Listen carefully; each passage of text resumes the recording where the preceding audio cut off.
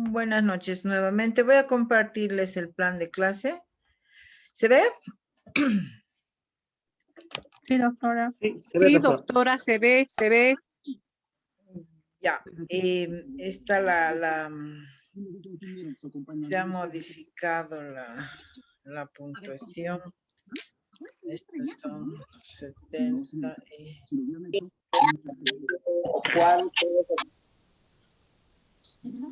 Esto es 40. Y el examen final. 400.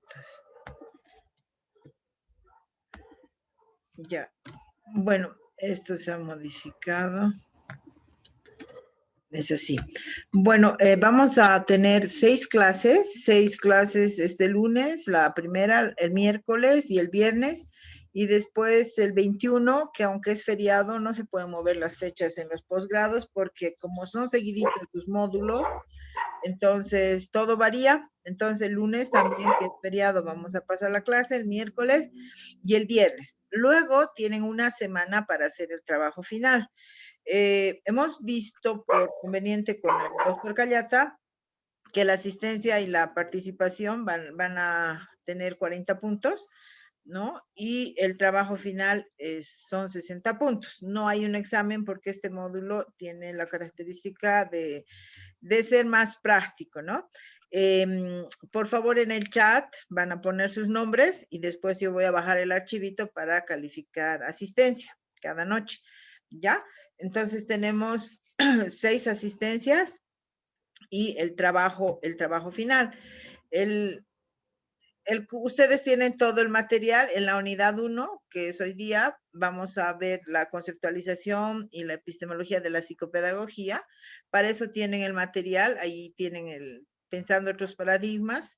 Psicología cognitiva, vamos a ver todos los aportes de la psicología a la psicopedagogía, para finalmente ir delimitando la psicopedagogía dentro del ámbito de las disciplinas. Vamos a ver si la psicopedagogía es una disciplina, una interdisciplina, o es una disciplina pura, o si está en proceso. Eso lo vamos a ir analizando. El miércoles vamos a ver la unidad 2, ya vamos a empezar. Con un enfoque, el último, el enfoque más moderno, que es el que se está trabajando, que es considerar el aprendizaje en su multidimensionalidad. En la dimensión orgánica vamos a ver la importancia del cerebro, ¿sí? Y vamos a ver la unidad de cuerpo, mente, cerebro. Vamos a ver la actividad eléctrica, la actividad neuroquímica, los sistemas sensoriales especializados. Y el viernes ya vamos a entrar a la dimensión psicológica, ¿no? En la dimensión psicológica vamos a ver todos los eslabones que componen la cadena cognitiva. Vamos a empezar a analizar lo que son las funciones de apoyo, ¿no? Que son básicamente la motivación, la expectativa, para ver ya las funciones cognitivas, ¿no? Dentro de las funciones cognitivas, que vamos a empezar el día lunes, vamos a analizar todos los eslabones que componen esta cadena, que son procesos mentales, ¿no? Vamos a analizar la atención, la percepción, la memoria, el pensamiento, el lenguaje, y finalmente vamos a ver la dimensión ejecutiva del aprendizaje, ¿no?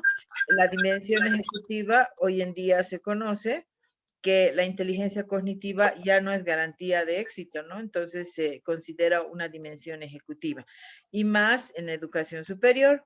Y la última unidad es la base de una de las 2 tareas, va a ser la evaluación de su perfil cognitivo. Vamos a evaluar la funcionalidad hemisférica, las inteligencias múltiples, las vías de recepción y los estilos de información, ¿no? Que nosotros tenemos, los estilos para utilizar la información. Y todas estas pruebitas, yo les voy a ir cada día diciendo los textos que tienen que utilizar, que ya están en plataforma también. Y la última tarea consiste en que ustedes se apliquen o puedan aplicar a una persona, pero ahorita por la contingencia nos tienen prohibido enviarlos a aplicar, ¿no? Entonces ustedes van a aplicarse las pruebas y van a hacer un perfil cognitivo.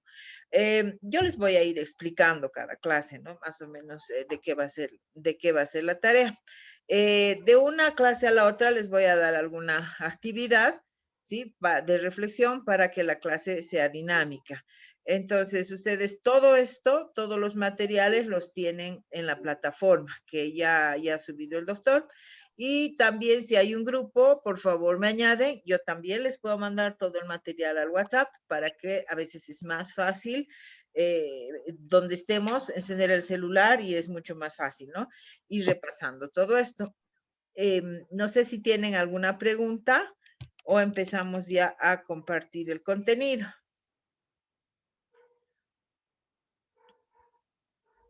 Bueno, entonces empezamos, ¿ya? Vamos a ir viendo primero lo que son los fundamentos de psicopedagogía. El gran problema en la actualidad que todos los educadores tenemos, y más los de educación superior, es que la demanda educativa se ha ampliado, o sea, se habla de que se ha democratizado la educación, ¿verdad? Pero democratizar la educación va más allá de abrir las puertas de las universidades y educarnos en masa, ¿no? La psicopedagogía se preocupa por ese tema y cómo podemos nosotros educar a todos de la misma forma, con un sistema educativo homogeneizante, ¿verdad? Que no responde a la diversidad. Entonces, este es un pilar fundamental en la construcción de la identidad de la psicopedagogía en la actualidad, ¿no? Entonces, en este módulo vamos a tratar, ¿no? De conocer los fundamentos de la psicopedagogía, pero para ello vamos a ver el desarrollo histórico primero en esta clase. Vamos a verificar críticamente los retos que tenemos como desde la psicopedagogía. También vamos a conocer los aportes de otras disciplinas, básicamente es la psicología, que aporta muchísimo al marco teórico de la psicopedagogía. Sin embargo, la educación tiene el reto, ¿no? Tiene el reto de formular una propia teoría psicoeducativa, psicopedagógica, perdón, que responda a la diversidad del alumnado, ¿no? Que nosotros encontramos. Y también con todo lo que les voy a ir mostrando, con los videos, algunos audios también de reflexión, desarrollar pensamiento crítico, ¿no? Para que nosotros, desde los posgrados que está ofreciendo la OPEA, podamos desarrollar nuevos paradigmas educativos que ahora sí, en la actualidad son muy, muy necesarios. Entonces, vamos a ver que la psicopedagogía ha tenido 3 momentos grandes en su desarrollo. Ha tenido un primer momento, el segundo y el tercero, pero ahora estamos enfrentados a nuevos retos, ¿no? O sea, como que se ha dado la vuelta, todo el proceso que iba así lentamente armándose. Sí, dígame, Alfredo.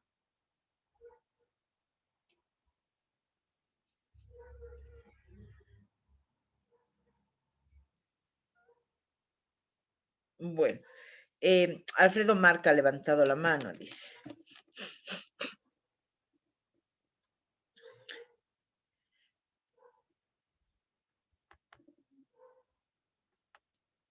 Bueno, vamos a ir viendo entonces los aportes de las disciplinas, ¿ya? Les decía que en su construcción, la psicopedagogía, como ustedes habrán oído, es una disciplina nueva. En nuestro país es la Universidad Católica la única que tiene como carrera la psicopedagogía. En la UMSA tenemos como especialidad y en Santa Cruz también hay la carrera, ¿ya? Y entonces es nueva. Pero, ¿qué hace la psicopedagogía? ¿De dónde toma sus aportes? De los aportes de la psicología. Entonces, como la psicología ha desarrollado sus líneas básicas, igual la psicopedagogía, ¿no? Va tomando estos aportes para la intervención psicopedagógica. Entonces, primero vamos a ver la psicología conductista, ¿no? Esa psicología conductista que nos dice que el aprendizaje es un cambio de conducta, ¿no? Para el conductismo no es importante el proceso mental, no considera las emociones, solo el conductismo verifica los cambios que son producidos por el exterior y que son demostrados objetivo operativamente, ¿no? Entonces, esa es la característica del conductismo. El conductismo es una línea psicológica que ha dado grandes aportes, ¿no? Ha dado grandes aportes porque en realidad, voy a silenciar un ratito, disculpen. Ya, ahora sí. Les decía que el conductismo ha dado grandes aportes porque es una línea psicológica que básicamente es experimental. Entonces, como ustedes verán, el positivismo nos muestra que toda investigación experimental realmente es válida, ¿no? El conductismo sí ha diseñado métodos, ha diseñado técnicas y tiene un sistema muy, muy elaborado de registros, ¿no? Hasta ahora se utiliza en dificultades de aprendizaje, pero ya el enfoque vertical de educación conductista ya ha cambiado, ¿no? Ya no se educa de arriba mirando abajo a los estudiantes, sino más bien se trata de entender la diversidad. Luego del conductismo, han existido muchas críticas al enfoque conductista, entonces viene la psicología constructivista que aporta un nuevo enfoque a la educación, ¿no? La psicología constructivista nos dice que el aprendizaje es una construcción. Pero además esta psicología conductista nos habla de un aprendiz, ¿no? De una persona que aprende activa. Ya no es simplemente como la caja de Skinner, donde yo le doy un estímulo y espero una respuesta y luego doy un reforzamiento. No. En el constructivismo, el estudiante es aquel que experimenta, ¿no? Para el conductismo, el aprendizaje es activo, es constructivo y es acumulativo. Entonces, toda esta línea constructivista ha aportado muchísimo a la construcción de teorías pedagógicas, ¿no? Mucho tiempo se ha utilizado el constructivismo, pero si bien el aprendizaje para el conductismo es un cambio de conducta, para el constructivismo es una construcción con un sujeto activo, nos queda todavía la duda de ver qué pasa en la mente de los estudiantes mientras aprenden. Me imagino que ustedes también han tenido esa inquietud en algún momento, ¿no? Yo cuando recién salí de la universidad, eh, me daba ganas de abrirles el cerebro y ver qué pasa, por qué unos van más rápido, por qué otros van más lento, por qué unos están a unas horas despiertos y otros no, por qué procesan mejor lo lógico, pero otros por qué van mejor con lo espacial. Y entonces viene la psicología cognitiva. Y la psicología cognitiva, ¿qué hace? Nos muestra que el aprendizaje es un suceso, es un proceso mental de funciones que se dan a nivel cerebral, ¿no? Y que van a dar lugar a una respuesta cognitiva que va a dar lugar a una solución. Entonces, el cognitivismo nos aporta estudiando todo esto que ocurre en la mente, o sea, por ejemplo, a la atención, la percepción, el pensamiento, el lenguaje, la respuesta cognitiva, ¿no? Que se va a dar a través del lenguaje y de lo motor, y la psicología cognitiva hoy en día está haciendo grandes aportes. ¿Por qué? Porque tiene laboratorios de psicología neurocognitiva y tienen laboratorios impresionantes. Sin ir lejos, la Argentina, el Brasil, en Chile tienen estos laboratorios donde se hace experimentos, ¿no? Lo que mejor hace el ser humano es aprender. No se olviden que el ser vivo que nace más indefenso es el humano. Un caballito que nace a los 10 minutos está caminando. Nosotros tardamos un año en caminar, ¿verdad? Tardamos año y medio, hasta 2 años en hablar y en construir nuestros procesos lógicos tardamos hasta 18 años. Entonces, esto muestra la importancia de la educación. ¿Por qué? Porque la educación tiene lugar en esta construcción. Y entonces la psicología neurocognitiva da lugar a las neurociencias del aprendizaje, ¿no? Que están tan de moda. Y también viene la pedagogía sociocrítica, ¿no? La pedagogía sociocrítica viene un poco del enfoque constructivista, toma un poco del enfoque cognitivo, pero esta es una pedagogía básicamente, ¿no? No viene de un enfoque básico psicológico, sino es un enfoque pedagógico que lleva al estudiante a formular sus propios procesos mentales. Vean, toma un poco de la psicología cognitiva, pero para procesar, para elaborar sus propios constructos, sus propios pensamientos de forma crítica, analítica, ¿verdad? Lógica, para cuestionar, pero también para dar respuestas. Y el último aporte que recibe la psicopedagogía es de la neuropsicopedagogía, ¿no? De la neuropedagogía, que hoy en día está tomando forma y tiene el nombre de neuropsicopedagogía. Vamos a abordar también eso por la importancia de este enfoque, ¿ya? Estamos en una época, en realidad, de muchos cambios, ¿no? Estamos en una época donde los jóvenes son tan diversos y quisiera, por favor, que oigan este audio Ya que lo tengo aquí.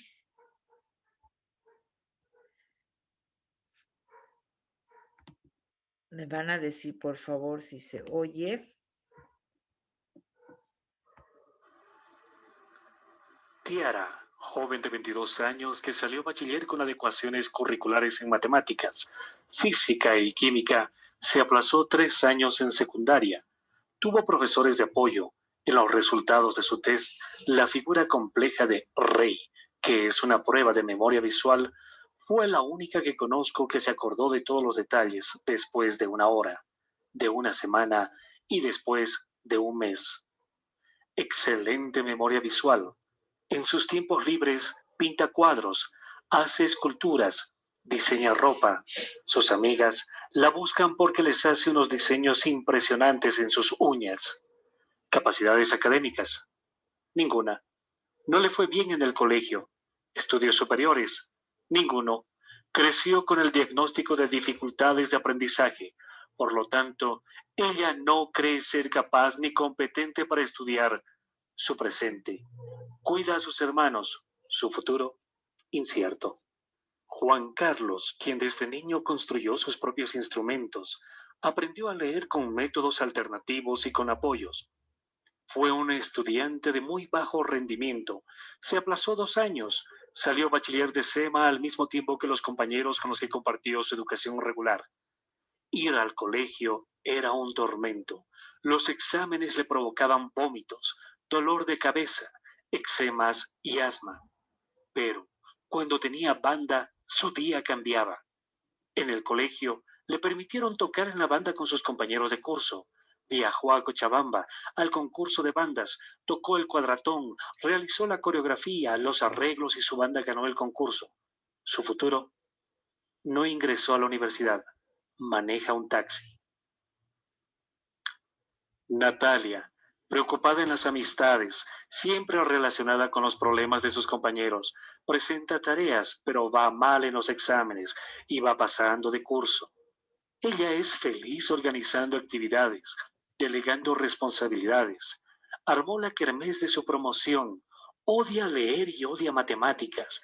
Para este evento realizó los cálculos, las cuotas, envió notas y realizó los contratos. Está en su último curso del colegio. Quiere estudiar psicología organizacional, pero ella dice que tiene hemisferio derecho y que no encontrará un lugar para estudiar. Se le ocurrió traer ropa y venderla. Tiene la sensación de que el colegio no valora lo bueno que ella tiene y además cree que no es buena para nada. Ella dice, soy medio tonta. Existen también estudiantes a los que les va muy bien con lo diseñado por el sistema. Estos estudiantes son lógicos y simbólicos. Tienen un coeficiente intelectual de 100. Tienen éxito en el colegio y en la universidad y encuentran trabajo con facilidad. Los contratan por su inteligencia cognitiva, pero los despiden en poco tiempo por su inteligencia emocional. Y quien los contrata o los despide casualmente es una persona con bajo coeficiente intelectual, que no tuvo éxito en su proceso de educación regular, pero que se las ingenió para abrir su empresa, porque aprendió que es más rentable aprender competencias para la vida que las competencias del colegio. Aprendió que no importaba correr el riesgo de expresar lo que pensaba, y él dice, de todas formas, si no estaba preparado para equivocarme, nunca se me ocurriría nada original como mi empresa, de la cual disfruto y en la que soy muy feliz. Padres que organizan cursos de orientación vocacional para alejarlos de sus verdaderas aptitudes porque dan por supuesto que para alcanzar el éxito, sus hijos tienen que seguir caminos convencionales. Personas que no disfrutan de lo que hacen, pero que no pueden imaginarse haciendo otra cosa.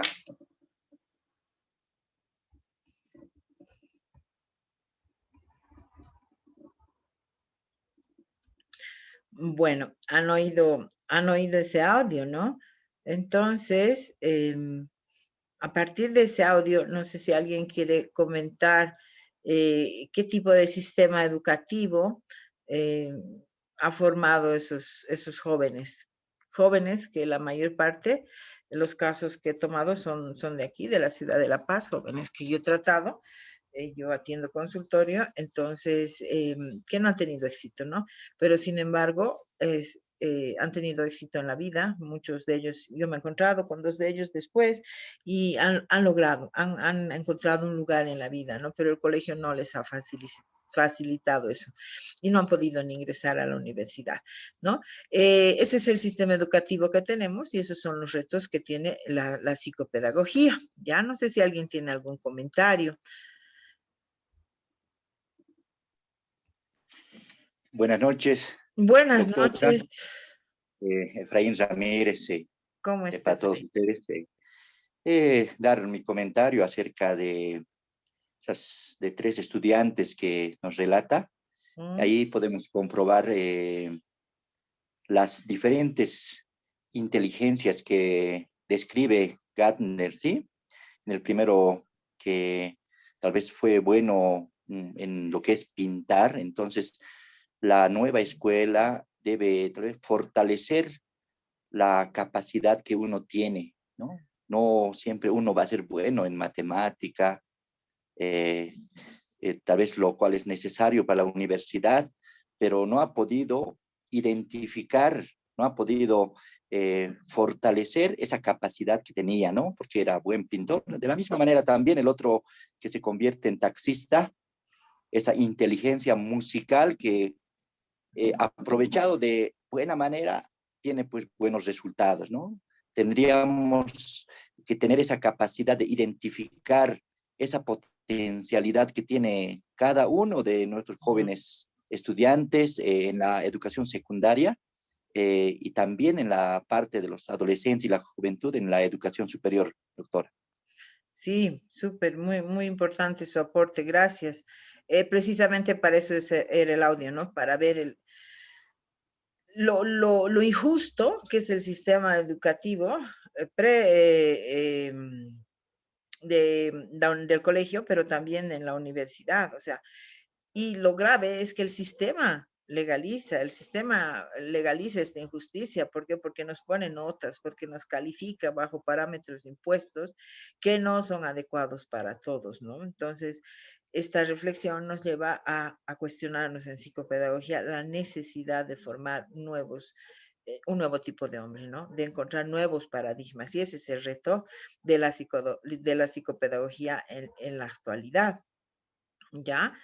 Voy a seguir compartiendo y ustedes me cortan nomás, por favor, si tienen algún comentario, ¿sí? Entonces vamos a analizar un poquito el audio y yo lo he denominado pensando otros paradigmas. ¿Ustedes cuál creen, de cuál de los dos tiene más inteligencia? ¿Albert Einstein o Michael Jordan? ¿Cuál será más inteligente? Doctora, buenas Sí, noches. buenas noches. Doctora, buenas noches. Le habla Marisol. ¿Cómo está, Marisol? Bueno, este subtítulo tiene que ver con el audio que nos se ha hecho escuchar, ¿no? En definitiva, podemos concluir indicando que la inteligencia de una persona no se define por la obtención de títulos o algún mérito educativo.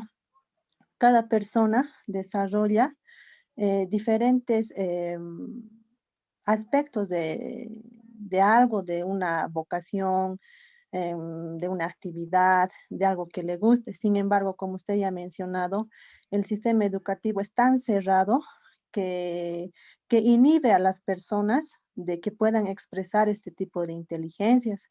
Nosotros en el sistema educativo regular tenemos áreas, materias que sí se podría denominar, que no son las suficientes para que nuestros estudiantes puedan demostrar esas vocaciones, esas capacidades, esas competencias que ellos tienen. Y muchas veces la educación puede convertirse en un arma para destruir el desarrollo de estas inteligencias, doctora. Y no encontramos tal vez la manera como maestros tal vez de poder identificar, ya que el sistema educativo es muy amplio si hablamos de ese. En primer lugar, por ejemplo, la cantidad de estudiantes. Como usted había indicado, en nuestro sistema en Bolivia es homogenizante, o sea, tratamos o medimos con la misma vara a todos los estudiantes. No podemos individualizar esas diversidades que vemos en nuestros estudiantes, ¿no? Entonces podemos definir o concluir indicando que la inteligencia no es una sola, doctora, ¿no? Las inteligencias son varias y cada una de las personas lo desarrollamos de distintas maneras, en distintas épocas, incluso, ¿no? De las edades podemos hablar, puede ser en niños, adolescentes o de mayores, incluso nos damos cuenta de alguna inteligencia que hemos tenido, pero que ha estado reprimida tal vez, doctora. Ese sería mi aporte, gracias. Súper, gracias. Macías Elizardo, por favor. Buenas noches, doctora. Buenas noches. Respecto al audio que había escuchado, yo puedo comentar lo siguiente, doctora. Sabemos muy bien que la educación en Bolivia está totalmente perjudicado, ¿no? No hay una política bien establecida hacia la educación. Producto de aquello es lo que usted nos ha mostrado los audios, ¿no? Entonces, yo puedo decir de que cada gobierno que entra no es a su gusto manejan la educación, es lo que daña, ¿no? Probablemente, pero a pesar de eso, lo que yo he visto, hasta en diferentes universidades están bien politizadas, es lo que afecta mucho a la educación. Yo siempre decía que la educación está politizada. Respecto a los grandes pensadores, licenciada, puedo decir, apoyo la idea que tiene Albert Einstein. Nada más, doctora, gracias. Gracias. Amparo. ¿Cómo está, doctora? Buenas noches. Buenas noches. Doctora, bueno, en este caso tal vez un poco, ¿no? Si bien concordamos, yo creo que la mayoría de los que estamos en el presente curso, es necesario recalcar que si leemos a fondo lo que es el sistema educativo en Bolivia, estamos de otra forma nosotros yendo a ese avance, ¿no? En algún punto yo estaba dando lectura justamente a todo lo que son las resoluciones ministeriales de todos los ámbitos de educación regular, alternativo, educación superior, y entre ello me daba cuenta que todos señalan aquello, nos dan nuevas formas, nuevas ideas en las cuales debemos formar al estudiante, viendo sus capacidades, desarrollando tal vez otro ámbito en el cual el estudiante pueda perfeccionarse desde lo que es el colegio hasta llegar a la educación superior. Sin embargo, otra es la aplicación que nosotros damos como docentes, ¿no? O en algún punto los docentes que están en educación regular, no tanto porque no quisieran, sino tanto porque no hay el apoyo respectivo desde las direcciones distritales, porque si bien leemos, repito nuevamente, la parte de la normativa, hay y está apoyando a que los estudiantes que tengan en este caso tal vez talentos extraordinarios puedan abarcar otro cierto tipo de aspectos, donde puedan desarrollar justamente más esas capacidades. Sin embargo, un poco las limitaciones en cuanto a la aplicación que se tiene ya en, bueno, en este caso en cada distrito o en cada lugar, que si no se da seguimiento a esas normativas, esas políticas, seguimos quedando así, estancados. No es malo, ¿no? Tampoco señalar esto, doctora, que hay muchos municipios, yo he visto tal vez en algunos artículos educativos en Viacha, ¿no? O en otros lugares que están desarrollando, miren, más allá se están yendo con el manejo de la parte de robots, ¿no? Bueno, algo así más o menos se estaba viendo en los artículos educativos y decía, el apoyo viene desde dónde, desde las, bueno, en este caso desde las autoridades respectivas. Qué pena que eso solamente se esté dando en algunos lados y no así en los demás. Bueno, eso sería, doctora. Gracias, gracias. Sí, pues la educación es nomás un instrumento ideológico, ¿no? ¿Por qué? Porque trabaja con ideas. ¿Por qué? Porque lo que nosotros pensamos, la experiencia que tenemos en el día a día va construyendo nuestro sistema de creencias. Este sistema de creencias va a determinar nuestras acciones, nuestras conductas, nuestros comportamientos, ¿no? Entonces hay que hacer un cambio bien estructural. Está bien, la norma está escrita, ahora hay que aplicarla, ¿no? Pero hay que ver también, por ejemplo, una cosa es la norma y otra cosa es la organización curricular, por ejemplo. ¿no? ¿Qué materias se llevan? ¿Cuánto? ¿Cuál es la intensidad? ¿Cuál es la frecuencia? ¿Cuántas horas se llevan de una materia y de otras, por ejemplo? ¿No? Entonces, hay que cuestionar, ¿no? Ese es el pensamiento crítico. Todo cambio surge de una molestia, ¿no? De algo que se mueve. Y esa es la idea, ¿no? Esa es la idea de la psicopedagogía por el momento. Yeshira. Buenas noches, doctora Buenas noches. Yesira. Yesira, ya. Sí, también quería hacer ¿no? un breve comentario sobre el audio y sobre la imagen que nos ha mostrado, doctora.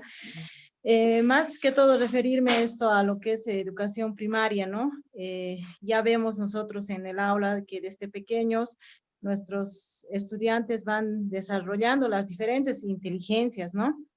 Porque no es una sola, eso sí tiene que estar claro, porque los niños tienen ya actitudes o capacidades para una u otra materia. Entonces, ahí también se observan las limitaciones, porque nuestro sistema educativo, claro, en teoría quizás está el hecho de que se pueda desarrollar lo que es sus diferentes capacidades, pero en la práctica o para llevarlo eso a un nivel mucho más, más allá, aplicarlo, no lo hay. Y es por eso que inclusive hasta los mismos padres de familia dicen, ¿no? Tratan de o comparar a sus hijos, digamos, tal niño está leyendo más rápido, el otro niño no puede, y entonces, pero ¿por qué mi hijo no puede? Pero y uno trata siempre de enfocarles esta situación de que los estudiantes no tienen las mismas capacidades. Unos, por ejemplo, van a ser más, van a tener más capacidad para resolver los ejercicios de matemáticas, otros quizás para lectura, a otros les va a gustar más el deporte. Entonces, en nuestro país y el sistema educativo que tenemos no lo ve desde ese lado. En teoría, como digo, puede ser, pero ya en la práctica no se ve eso, doctora. Y también, como algunos ya estamos arraigados en esa situación, los mismos padres de familia son los que tratan de homogeneizar la educación de todos los niños, ¿no? Que sea, o sea, el avance para todos lo mismo, que todos desarrollen las mismas habilidades, capacidades, cosa que no es así, ¿no? Porque nosotros como docentes en el aula identificamos a nuestros estudiantes, ¿no? Vemos para qué tienen actitudes o en qué se destacan más, entonces tratamos de fortalecer, de potenciar esas actitudes, capacidades, pero muchas veces se ven limitadas esas situaciones, doctora, por el momento. Súper, gracias. Paola y luego Sandro, perdón. Y después seguimos. Doctora, buenas noches y colegas presentes. Buenas noches. A ver, yo creo que... Doctora, perdón, me dio la palabra, soy Paola. Ya, Paola, por favor, luego Sandro. Ya. Doctora, viendo desde un punto de vista, digamos, desde lo que es la neurociencia, se podría decir que cada uno de nosotros somos únicos, ¿no? Y individualmente diferentes en todo aspecto, ¿no? Sabemos que los gemelos, hasta los mellizos son diferentes y tienen diferentes actitudes, diferentes puntos de vista, nunca son iguales, ¿no?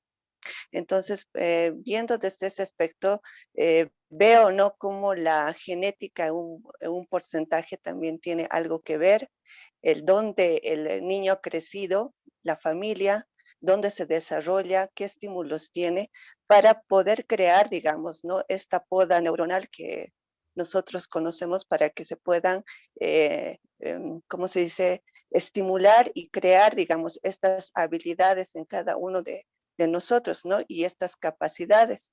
Si bien ahora el sistema se está cambiando, como alguna colega decía, por medio de competencias, la masificación de los estudiantes no hace que, digamos, sea tan individual esta formación, que ahí sería lo ideal, digamos, ¿no? De poder conocer a los estudiantes, porque no todos tienen las mismas capacidades, ¿no? Evidentemente hay algo en general que se busca, pero no todos, por ejemplo, pueden hacer algo con detalle, o el escribir, o el mismo hecho de la motricidad, de lo que es el pensamiento y varias capacidades superiores que pueden tener más desarrolladas que los otros, ¿no? Y pienso que esto es el resultado nomás, ¿no? Desde lo que uno nace, de cómo es el nacimiento, de cómo influye la familia, el círculo donde se rodea, si la música clásica, el arte, la familia, digamos, tiene esta parte, digamos, cómo influye y cómo, por ejemplo, hace que este niño también sea creativo. Es decir, y lo que yo veo en general es que a veces el colegio, las estructuras que actualmente son aquellas que cortan la creatividad y la imaginación, ¿no? Solamente tienes que aprender esto y esto, ¿no? Sí. Y no dar parte, digamos, a algo que en otros países dan lugar, ¿no? A la creatividad, a la imaginación durante los primeros años, por ejemplo, ¿no? De primaria, es todo recreativo, imaginativo, ¿no? Ellos no buscan la perfección en los niños como nosotros, que lean, que estudien, ¿no? Sino que, y después, posteriormente a eso, van, digamos, ¿no? Ya ayudándoles a buscar en dónde se van a desempeñar, es decir, de la mejor manera y eficiente. Y también hay lugares de trabajo donde necesitan este tipo de personas. En aquí, lamentablemente, como usted lo ha dicho, no es así. Eso es, doctora. Muchas gracias. Gracias, Paula. Sandro y luego Benigno y después avanzamos y después vamos a seguir opinando, ¿ya? Sandro, por favor, después Benigno. Buenas noches, doctora. Buenas noches. Yo pienso y además comparto con las colegas que han antecedido de que nuestro gobierno, pues cada vez que entra un gobierno de turno, no tiene una política definida en educación como en otros países. Si nosotros, Bolivia, no vamos a tener esa política en educación definida, cada gobierno va a tratar de cambiar el modelo educativo. Entonces yo pienso de que como sociedad, primero lo que tienen que trabajar es definir el modelo educativo. Sea cualquier gobierno que entre, entonces la educación se mantiene desde esa perspectiva. Segundo, que las leyes como la ley 070, como la Constitución Política del Estado, menciona que la educación es diverso, en sentido de que existe, digamos, dificultad de aprendizaje como también talento extraordinario. Hay, o sea, tenemos que atender diferenciado, pero en la práctica no se ve, bien decía la colega que me antecedió, falta de apoyo de las autoridades. Sí, creo que hay que estructurar esa perspectiva, ese trabajo de las autoridades superiores. Nada más, muchas gracias. Gracias, Sandro. Benigno. Doctora, buenas noches. Buenas noches. ¿Me escucha? Sí, ¿Me escuchan, no? Buenas noches. Sí, yo quiero indicar lo siguiente. Estamos tocando un tema muy importante, esto de los paradigmas. Considero que la educación es un proceso formativo. Y también debemos tener en cuenta que la educación es una praxis política, ya han indicado. Considero que como nosotros como educadores, que estamos en esta mención, tenemos que pensar, primero, contextualizarnos, ver qué tipo de paradigma estamos viviendo en este momento. ¿Ya? Segundo, una vez que vamos a contextualizarnos, tenemos que caracterizar ese paradigma. Pero a partir de esta caracterización tenemos que considerar, por ejemplo, si realmente estamos desarrollando capacidades y valores de manera integral. No podemos nosotros parecerse que esto es cual, echar la culpa, etcétera, etcétera, porque todo está estructurado. Al rato la doctora nos hablaba, por ejemplo, del paradigma conductista.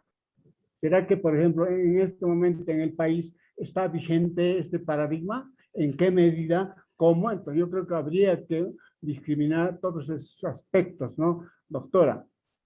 Yo pienso, por ejemplo, yo lo he entendido perfectamente, que la educación tiene que desarrollar, por ejemplo, capacidades cognitivas, capacidades psicomotoras, capacidades comunicacionales, la inserción, aparte de los valores. ¿Qué tipo de valores? Yo creo que ahí tenemos que apuntar. Y a partir de esta caracterización, doctora, nosotros tenemos que, yo considero personalmente, que tenemos que postular nuevos paradigmas, nuevos modelos, que precisamente pueda coadyuvar en la transformación de la educación nacional. Es mi punto de vista, doctora. Súper, gracias, Benigno. Has sintetizado todo lo que estamos viendo, ¿no? Culpables, o sea, somos los educadores, será el sistema, ustedes ya lo han dicho muy claramente, la educación es un instrumento ideológico. ¿Por qué? Porque trabaja con ideas. Las ideas se forman durante el desarrollo del ser humano, ¿no? Mientras, como decía Paula, desde muy tempranas edades. Entonces, todo político, o sea, todo, no sé si sistema o todo sistema político pretende perpetuarse y para eso trabaja con ideas. Entonces, la educación sí es un instrumento ideológico, ¿no? Lo que puedo resumir es lo que todos han dicho, que la educación debería ser una política de Estado, que no cambie con los gobiernos, ¿no? Pero, sin embargo, mientras todo esto sucede, nosotros estamos en el aquí y ahora y tenemos bastantes cosas que hacer, ¿no? Si bien es cierto que tenemos una norma que es impuesta, que nos cae así con mucho peso, también podemos ir entendiendo muy de a poco y hacer nuestros cambios al revés, ¿no? Desde abajo, en vez de la norma hacia abajo, sino de abajo hacia arriba, mover un poco la estructura, hacerla tambalear si quieren. Y esto es entendiendo lo que ustedes ya lo han dicho muy bien, es que de qué modo somos inteligentes, o sea, somos diferentes, somos inteligentes de diferentes formas. Quería comunicarles que desde la neurociencia se dice que las inteligencias múltiples son un neuromito, ¿no? Hoy en día ellos discuten mucho si esto es real o no es real. En realidad no habría que hablar de inteligencia, sino de competencias múltiples. El mismo Howard Gardner dice, es que si yo decía competencias, no, la comunidad científica no me daba la atención, entonces las se llamó inteligencias. Pero en realidad son competencias, ¿no? Son competencias múltiples y nosotros los seres humanos somos inteligentes de diferentes formas, ¿no?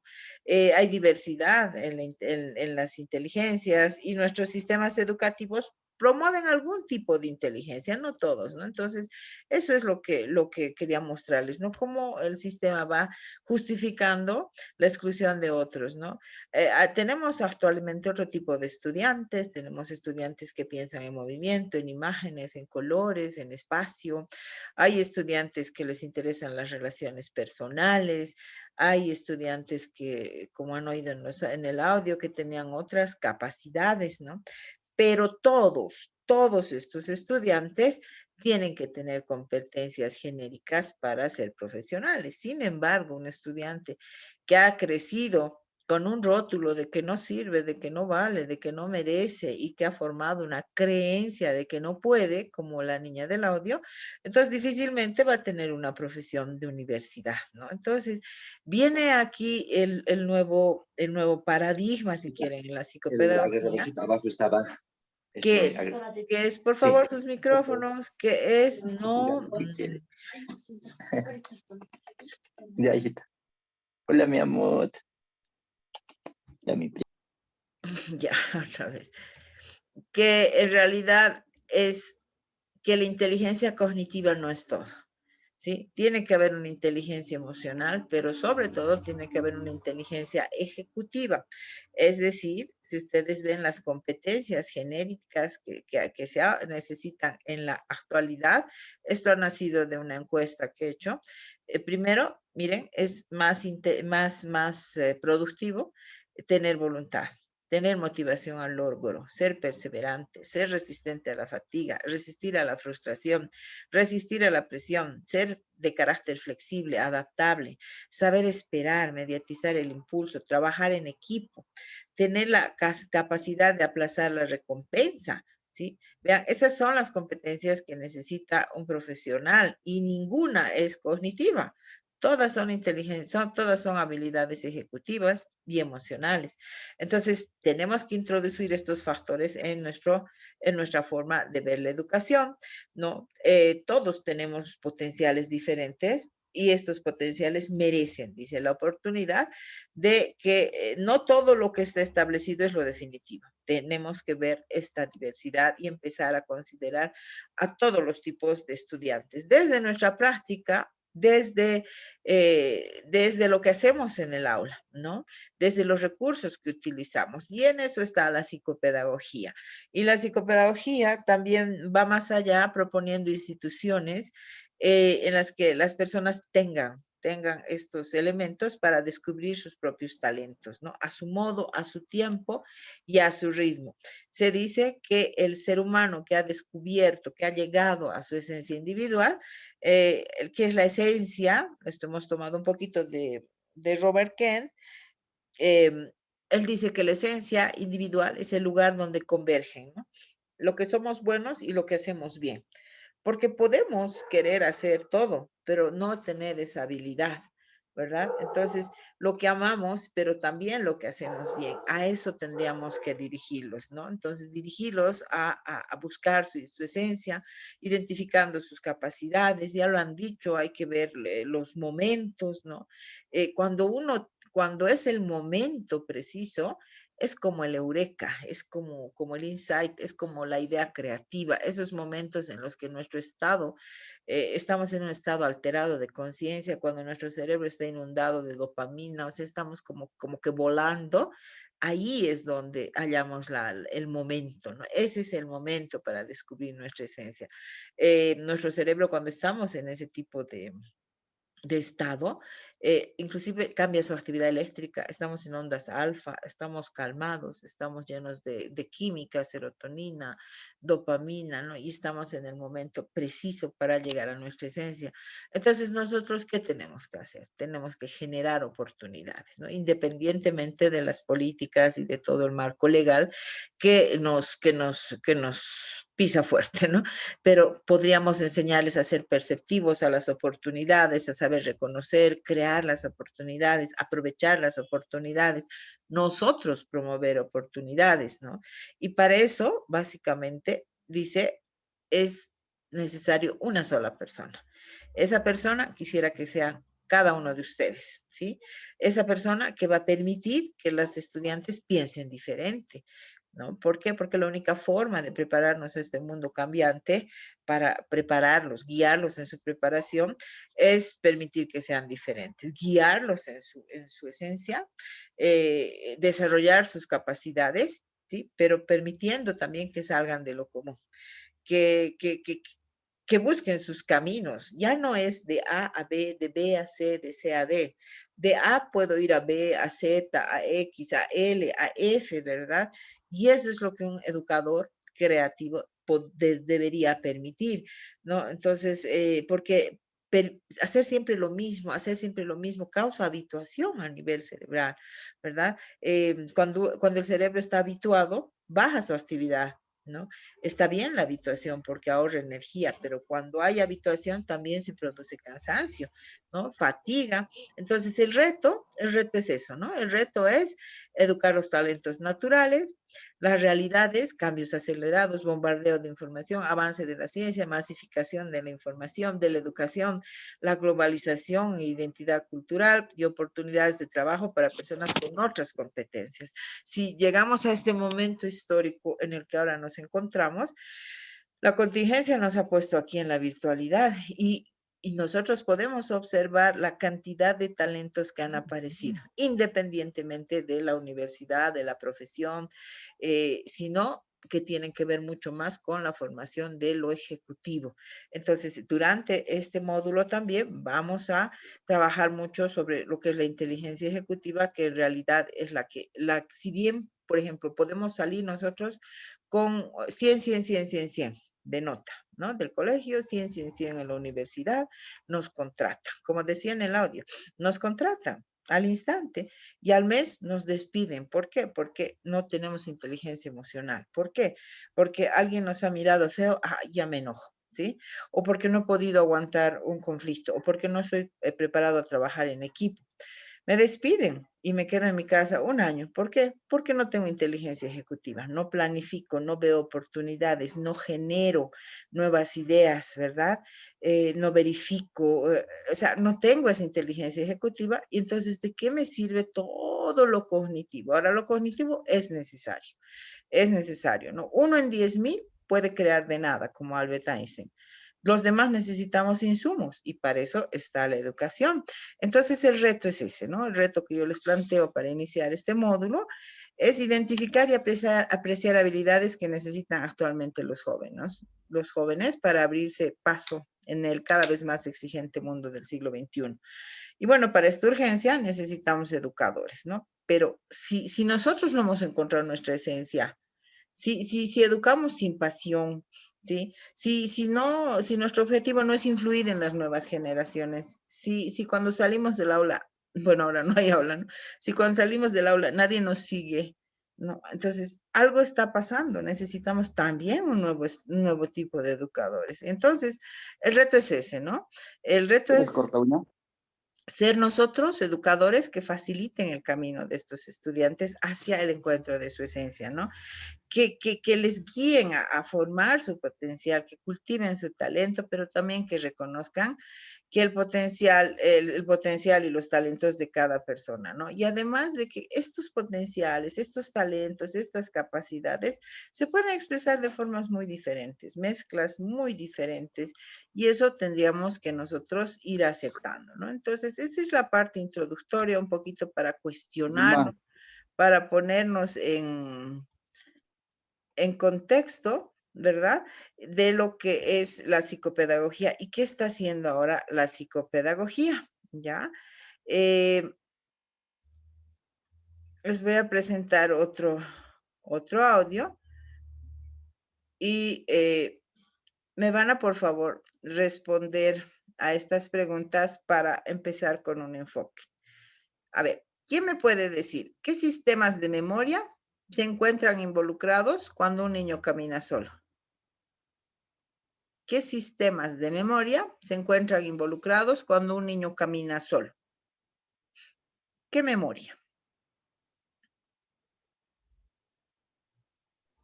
Podría ser, doctora, la atención. Memoria. ¿Qué memoria? La procedimental. No, sensorial. ¿No ve? ¿Cuánto tiempo debe atender con atención sostenida un niño de 5 años?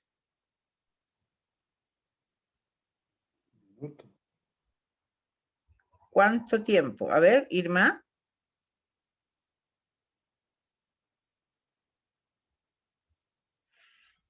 ¿Cuánto tiempo debe atender con atención sostenida un niño de 5 años? Los 10 años. 10 minutos? 10 minutos en todo caso. Ya vamos a ver. ¿Qué pasa cuando en el cerebro de un niño cuando crece en un ambiente hostil? Doctora, cuando un niño crece en un ambiente hostil, podemos ver de que atrofia muchas de sus capacidades, es decir, no va a desarrollar toda esa capacidad que tiene dentro, ¿no? Más lo va a inhibir, es lo que yo pienso, y también se ve eso, ¿no? Con respecto a una relación social que tenga ese niño que ha vivido en violencia, como menciona la pregunta, en un ambiente hostil, se relaciona con mucha dificultad. Y no solamente en ese aspecto, sino en los demás también. Sí. Les motiva a la sinapsis neuronal, ¿no? A la sinapsis. Sí, además genera otra química, ¿no? Estos niños que crecen en ambiente hostil. Colesterol. Siga. Producen cortisoles, ¿no? Y adrenalina. Y están a la defensiva, porque esa es la economía química que ha desarrollado su cerebro. Entonces van a enojar con más facilidad, van a explotar más rápidamente, porque no aplazan el impulso, no inhiben el impulso. Entonces vean que quiero llegar a un punto, quiero que ustedes me digan si es necesario o no es necesario este nuevo enfoque, ¿ya? A ver, ¿qué importancia tiene la postura en la atención? ¿Qué importancia tiene la postura en la atención? ¿Será importante? Doctora, ¿sí? Doctora, que quería agregar al punto, por favor. ¿Ya? ¿Puedo? Sí, claro. Buenas noches, le habla Adela. Como dicen, ¿no? ¿Qué pasa cuando los niños crecen en ambientes hostiles? Los niños se vuelven, les crea mucha inseguridad. Hay una angustia emocional, hay miedos. Los niños se vuelven irritables, a momentos también los niños tienen, o sea, tienen falta de apetito, hay una ansiedad, una depresión y a lo largo, después estos niños son violentos. Eso sería, gracias. Súper, súper. Ha hecho un buen resumen, ¿no? Entonces, sí, vamos a ir analizando todo eso, ¿no? Ahora, ¿qué importancia tendrá la postura en educación, en la atención?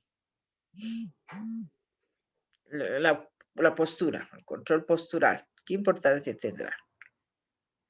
¿Qué tipo de Bueno, en atención? este aspecto, ¿Sí? doctora. Bueno, Sí. en el punto que indicaba sobre la postura, bueno, hay que ver, ¿no?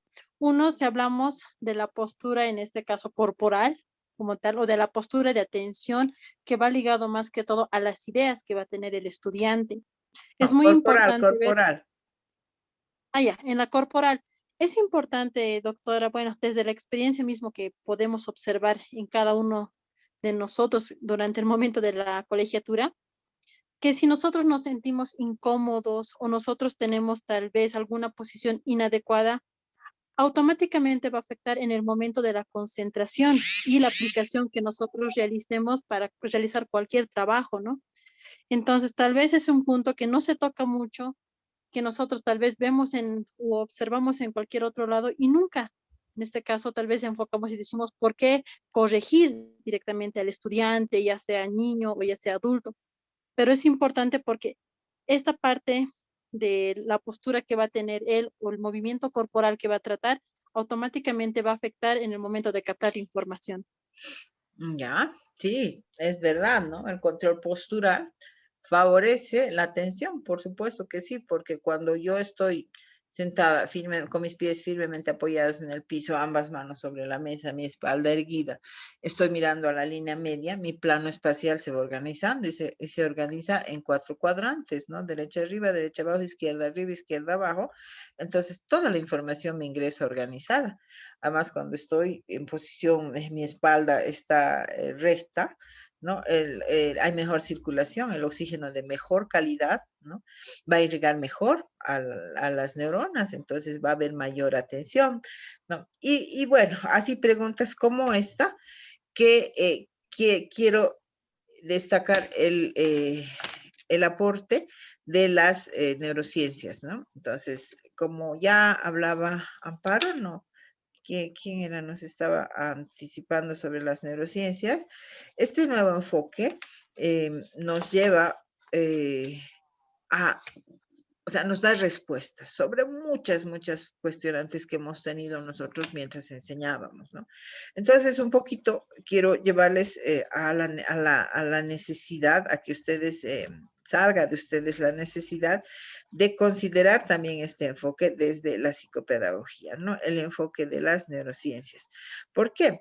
Porque este enfoque nos va a explicar no solo los procesos mentales que ocurren mientras aprendemos, como la psicología cognitiva, sino nos va a mostrar, por ejemplo, cuánto atiende una persona, nos va a mostrar cómo se organiza la información, cómo es la actividad cerebral cuando nosotros aprendemos, o qué pasa, por ejemplo, cuando un estudiante no aprende, o cuánto es el tiempo de atención sostenida y por qué, qué redes están activas cuando necesitamos atender o qué es la atención ejecutiva. Entonces, todo esto nos lleva a un nuevo enfoque también en la psicopedagogía.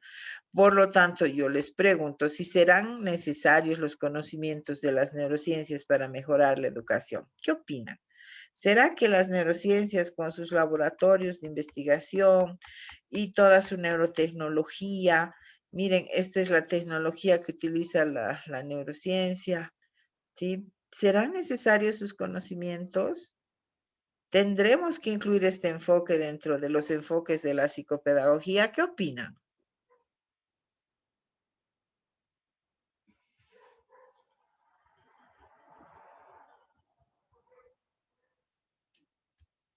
Miren, este enfoque, como ya lo había dicho una participante, nos lleva a analizar la diversidad humana. ¿Por qué? Porque como también lo había dicho la participante, todavía no me acuerdo sus nombres, decía que ni dos gemelas monocigóticas unidas por el cráneo, que son craneópagas, pueden ser iguales, compartiendo el mismo cerebro, son diferentes. Y esa es la diversidad humana. Este enfoque nos muestra la parte orgánica, la estructura, nos muestra la parte neurobioquímica, la parte eléctrica, la integración de mi cuerpo con mi cerebro, mi mente, mi cuerpo y las relaciones que van a construir el yo. Este enfoque nos muestra, este enfoque nos lleva a dar una visión mucho más global de lo que es el ser humano que nosotros estamos educando. Nosotros no tenemos esta neurotecnología, no podemos poner a cada alumno estas maquinitas, ¿verdad? Pero nosotros podemos aprovechar los resultados de sus investigaciones, pero tenemos nosotros una ventaja. Y esta ventaja es que tenemos el material humano en nuestras aulas, ¿no? Para probar y verificar si estos experimentos que ellos hacen son reales o no son reales. Ellos usan la neurotecnología. O sea, trasladar el conocimiento de los laboratorios al aula, ese es el reto. Ese es el reto que tenemos en la actualidad. No, muchos dicen que nosotros los educadores formamos neuromitos, dicen, ¿no? Como las inteligencias múltiples, como los estilos de aprendizaje. Claro, esto no se observa en el laboratorio, no se observa, pero nosotros observamos en el aula. Nosotros vemos que existe esa diversidad. Vemos que unos tienen más facilidad para pensar lógicamente y otros son más holísticos. Unos son intuitivos y otros son muy analíticos, aunque el cerebro tiene sus dos formas, ¿no? La síntesis y el análisis son las formas de entender el mundo, pero unos son mejor en el análisis y otros son mejor en la síntesis, ¿no? Entonces, este es el nuevo enfoque que está llegando muy fuerte a la psicopedagogía, ¿no?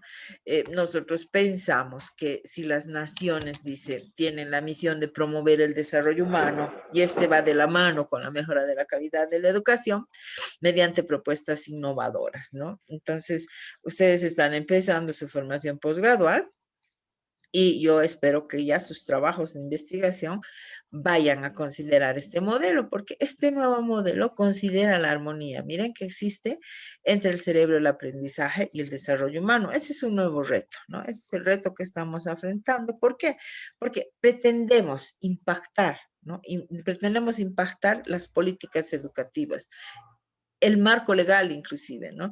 Porque si los que lideran la educación llegaran a comprender que nosotros, los educadores, a través de nuestra acción, nuestras actitudes, nuestras palabras, nuestras emociones, ejercemos y damos significado e influimos en el desarrollo del cerebro de nuestros estudiantes y en la forma en que aprenden, entonces ellos, ¿no? Las autoridades y todos, tendrían la justificación suficiente, ¿no? Para incluir las neurociencias en el contexto pedagógico, ¿no? ¿Con qué objetivo? Considerar la diversidad, ¿ya?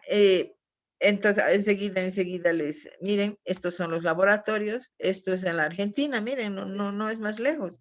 Entonces, ¿cuál es el reto? Acercar estos conocimientos que resultan de los laboratorios de la neurociencia y de la psicología cognitiva a la educación, al aula. ¿Para qué? Para promover una educación de calidad. ¿Ya? A ver, han levantado la mano dos participantes, por favor, Irma y Wilfredo.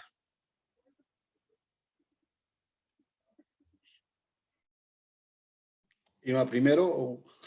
Bueno. Ok. Wilfredo, por favor. Una consulta, profesora. Respecto al tema tema de dónde se construye, en qué momento se diseña el motor del niño, el motor del niño de aprendizaje sobre el cual se construye el cimiento de todos los aprendizajes a lo largo de su vida. Creo que en la familia, ¿no? En los primeros 1000 días, los primeros 5 años, donde se maneja bastante el concepto de apego, ¿no? Es más, hay toda una política en Colombia sobre el tema de primera infancia y el tema también de otras líneas que están aprendiendo que son muy emocionales, como es la crianza con ternura, el afecto, el apego, que condicionan a un niño para que pueda desarrollar su cerebro, para que se pueda producir más sinapsis neuronales y también si en esos años no hemos aprovechado, ya es muy dificultoso después. Claro que se puede, pero es muy dificultoso, ¿no? Entonces, aprovechar los primeros años es muy importante y eso tiene que ver pues, con el tema de la familia y tal vez con los iniciales o preiniciales dentro de la educación convencional, ¿no? Entonces, ¿qué opinas sobre eso? Porque se está bastante manejando y eso que se ha hecho estudios en la Harvard para tener mejores personas y más humanizantes. Entonces han hecho estudios, hasta el Banco Interamericano de Desarrollo también ha trabajado con el tema de desarrollo infantil para poder justamente generar de aquí a 20 o 30 años personas que generen conocimiento, generar una sociedad de conocimiento, pero enfocándonos en los primeros 5 años de la vida del niño, ¿no? En términos de alimentación, de apego, de conectividad sexual y todo lo que es el tema de, tal vez se puede decir estimulación temprana también, ¿no? Súper, sí, tiene toda la razón, Wilfredo. Es en estos 5 primeros años donde el cerebro es bastante plástico, ¿no? La velocidad de conexión entre neuronas es impresionante. ¿Por qué? Porque los axones tienen mucha mielina, entonces las conexiones son altamente eficaces, veloces, efectivas. ¿Sí? Es hasta los 5 años que se construye como la obra gruesa de lo que va a ser, los pilares de lo que va a ser el aprendizaje. En estos primeros años se van a construir todos los fundamentos, ¿no? Por supuesto que la familia tiene una gran influencia, pero también la educación primaria o preescolar, ¿no? Depende de toda esta etapa, que el primero, segundo y después todo el proceso educativo formal tenga lugar, ¿no? Es fundamental, ¿no? Hay países que, por ejemplo, reconocen mucho esto y en el Japón, yo estudié en el Japón un año, los educadores de preescolar ganan, bueno, no sé si ahora es igual, pero ganan igual que un docente universitario. ¿Por qué? Porque se reconoce el valor y la formación que tiene que tener un educador de ese nivel. ¿Por qué? Porque estamos construyendo los cimientos. Entonces, ahí también aparecen todas las teorías del neurodesarrollo, ¿no? Se ha visto también en los laboratorios de neurociencia que el amor es promotor del desarrollo cerebral. Se hacen comparaciones de tomografías de niños, por ejemplo, de orfanatos. No, la densidad de su estructura cerebral es menor, ¿no? Son cerebros más difusos en sus conexiones. Entonces, el amor es promotor del desarrollo cerebral, ¿no? Usted hablaba también de que después va a ser muy difícil. Sí va a ser muy difícil, pero no es que está perdido. El periodo plástico del ser humano, del cerebro humano, puede ser reabierto en cualquier etapa. ¿Ya? Puede ser reabierto con mucho ejercicio y mucha práctica, pero eso es ya intervención, ¿no? Eso es tratamiento especializado. Sin embargo, hay periodos críticos donde, como ya hablaba una colega, algunas actividades, algunas habilidades, competencias tienen que ser desarrolladas. Por ejemplo, el lenguaje de 0 a 3. ¿Sí? Si no se desarrolla en esa etapa, se va a desarrollar después, pero con terapia, porque el periodo crítico puede ser reabierto, porque se abre el núcleo basal, ¿no? Pero con mucha intensidad, o sea, con mucha práctica, ¿no? Y esa es la plasticidad cerebral, y ese es el cerebro humano, ¿no? Que es adaptable, que es modificable, que es dialéctico, que cambia y es cambiado, ¿no? Y ese es el órgano maravilloso que lo que mejor hace que es aprender, ¿verdad? Pero está diseñado para sobrevivir, pero lo que mejor hace es aprender. Y entonces, vean, no sé si en el plan de ustedes tenemos otra materia que se llama neurodidáctica o neuropsicología, ¿no? Ahí vemos, por ejemplo, hablamos sobre un modificador cerebral, sobre nosotros, porque nosotros trabajamos con el órgano maravilloso y con la mente, ¿no? O sea, trabajamos con la estructura y lo que está dentro de la estructura, cerebro y mente. Eso es lo que nosotros hacemos. Trabajamos con ideas, trabajamos con procesos mentales. Nosotros formamos, ¿no? Pero eso va más allá del simple relato, somos formadores de formadores, ¿no? O sea, estamos modificando, estamos moldeando ese órgano en todos los procesos educativos educativos. Entonces, ese es el rol que nosotros tenemos, ¿no? Un educador inquieto, un educador que no se quede con lo que dicen, sino que vaya más allá, que genere, que muestre, ¿no? Activa las neuronas espejo de esos estudiantes y promueve pasión. Entonces, Francisco Mora habla, ¿no? Del educador apasionado, ese que se apasiona por las almas, y eso es lo que nosotros tenemos que ser, ¿no? Ay, perdón, Irma quería hablar. Penal a los paraguayos. Qué macana. Irma quería hablar.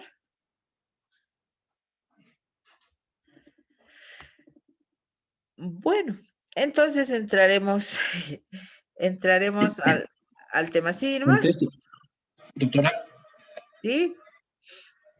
Habla Alfredo. Alfredo. Muchas gracias. Antes de pasar a otro aspecto, sí. Quiero referirme también, no solamente es, digamos, el proyecto a nivel de gobierno, a nivel del sistema educativo, sino que también mucho depende de la formación de recursos humanos, en todo caso, de aquellas personas quienes se hacen cargo en enseñar, en formar. Por ejemplo, en nivel de educación regular, tiene que ver mucho con el docente, con los profesores, así como también en el nivel superior. Así como usted decía, y estoy de acuerdo, que los docentes deben ser mínimamente muy activos para poder actualizarse en cada momento en torno a lo que es el nuevo enfoque, como es la neurociencia, ¿no? A partir de ahí tendría que haber nuevas perspectivas, nuevas transformaciones en el sistema educativo. Eso es uno de los elementos más principales para mí, yo considero, ¿no? Lo que es la formación, preparación constante del docente. Nada más. Gracias, sí, es verdad, ¿no? Se tiene que incluir. A ver. Sí, por favor. Doctora. Te habla Isaías. Isaías Cruz. ¿Cómo está Isaías? Por Buenas favor, noches. siga. Quiero opinar al respecto. Sí. La psicopedagogía, bueno, yo creo que es un tema muy complejo, pero los maestros vivimos todos los días con eso. Tenemos que comprender, o por lo menos yo pienso que tenemos que comprender de que vamos a formar a nuestros estudiantes a partir del pensamiento de los maestros o a partir de los pensamientos de los estudiantes. Yo creo que ahí interviene mucho la psicopedagogía. Porque si vamos a formar, como hasta ahora se está haciendo históricamente, a partir de lo que piensan las personas mayores, entonces estamos aplicando una educación que no le va a ayudar mucho al estudiante, no estamos tomando su psicología. Pero si vamos a formar a partir de cómo el niño piensa o siente, ahí sí vamos a contribuir a su reencuentro del estudiante. Voy a hacer un ejemplo esto. Mira, el aprender a leer es clave. Yo creo que es uno de los elementos básicos para poder construir todos nuestros aprendizajes o nuestros conocimientos. ¿Cómo hasta el momento cómo nos enseñan a leer o enseñamos a leer? ¿Ya? Es a través del método silábico. Bueno, puede ser ecléctico, el nombre que le den, pero es silábico. Pero si nos damos cuenta nosotros, desde el momento de la concepción, el niño nunca ha escuchado una palabra que diga, por ejemplo, puerta, pupu de pala, tata de torre, así, nunca. El niño, desde su concepción hasta que vaya a la escuela, siempre ha escuchado palabras completas que tienen significado. Pero en la escuela, ahí es donde se trauma. Hay veces lo traumamos al niño porque pensamos que debe enseñarse a leer a través de juntar sílabas. Y es por eso que como consecuencia el niño no desarrolla una lectura comprensiva, sino junta sílabas nomás. Y eso está en su mente, porque nosotros lo hemos enseñado así. O sea que lo hemos tomado de acuerdo a lo que nosotros pensamos, pero sin embargo no debería de ser así. Entonces yo creo que la psicopedagogía es muy importante y como maestros, nosotros los maestros somos responsables. Nosotros tenemos que encontrar las estrategias. Ya los programas están hechas, todo, pero la estrategia mismo, desarrollar la clase dentro del aula, nosotros tenemos que hacerlo porque la autoridad no va a venir al aula. Nosotros tendríamos que, y es muy útil este tipo de cursos que nos dan. Nada más, muchas gracias. Gracias, Isaías. Tiene razón, ¿no? Hay tanto que aprender para un educador motivado, ¿sí? Pero como han oído también en el audio nos decía que hay profesionales, dice, que siguen haciendo lo que saben hacer porque no encuentran otra cosa que hacer. Entonces, eso es adaptarse al sistema porque no hemos estudiado aquello que queríamos estudiar, ¿no? Entonces, los educadores también tendrían que tener pasión, les repito, tendrían que haber hallado su esencia y educar de acuerdo o sea, educar con amor, con pasión, ¿sí? Entonces, eso, miren, la psicopedagogía ha tenido 3 grandes momentos, ¿no? Esta etapa actual es la que nos ocupa y podemos generar este tipo de diálogos, ¿no? Pero ha habido un momento, por ejemplo, en el desarrollo histórico, cuando la psicopedagogía se llamaba pedagogía curativa, se llamaba pedagogía terapéutica, en Cuba se llamaba defectología. En este primer momento, de 1800 hasta 1960 más o menos, lo que ocurría era el enfoque clínico, ¿no? Este enfoque clínico médico le daba una orientación a la psicopedagogía. Esta orientación era básicamente hallar la etiología, ver la causa, ponerle un título, y su enfoque era rehabilitador. Recién desde 1960, la psicopedagogía ya no tiene ese abordaje clínico, sino más bien se vuelve más del área de educación, pero empieza a basarse, a utilizar los instrumentos de la psicología. Entonces, en esa época, la psicología tenía una tendencia psicométrica, es decir, evaluar la inteligencia. Y cuando uno evalúa la inteligencia, le pone un número a la inteligencia. Y cuando le ponemos un número a la inteligencia, ¿qué es lo que pasa? Empezamos a clasificar a las personas, ¿verdad? Entonces, las clasificamos como personas, entre comillas, normales y personas, entre comillas, anormales, los que están en la media, los que están debajo de la media y los que están encima de la media, ¿verdad? Entonces, ese es el segundo momento de la psicopedagogía. Es un momento donde todo era basado en el CI y el enfoque era psicométrico. Pero ya en 1990, más o menos, en El Salvador, se abre la primera carrera en la universidad, ¿no? Que se llama psicopedagogía. Al inicio dependía de psicología, ¿no? Y gradualmente la psicopedagogía va dependiendo de educación.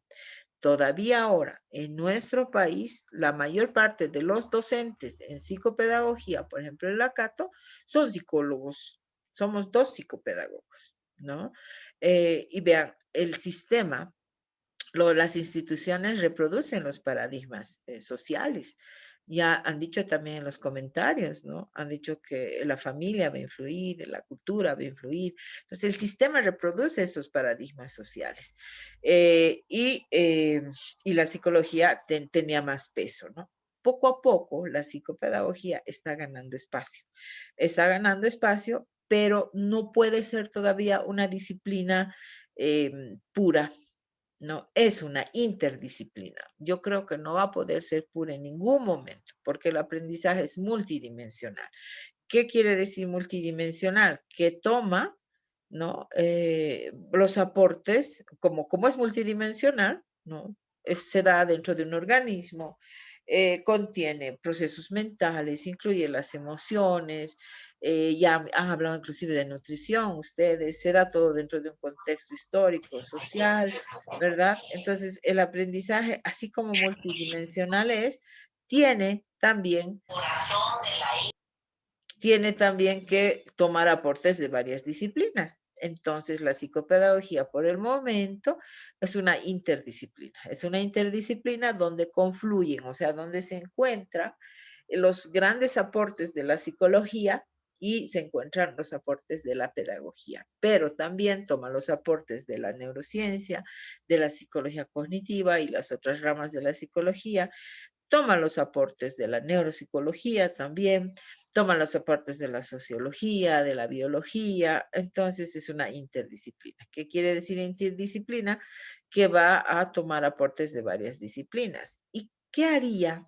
¿Qué acciones faltarían para que la psicopedagogía se ubique de una vez como una disciplina, como una interdisciplina, pero con su unidad de análisis propia? O sea, la unidad de análisis de la psicopedagogía es clara.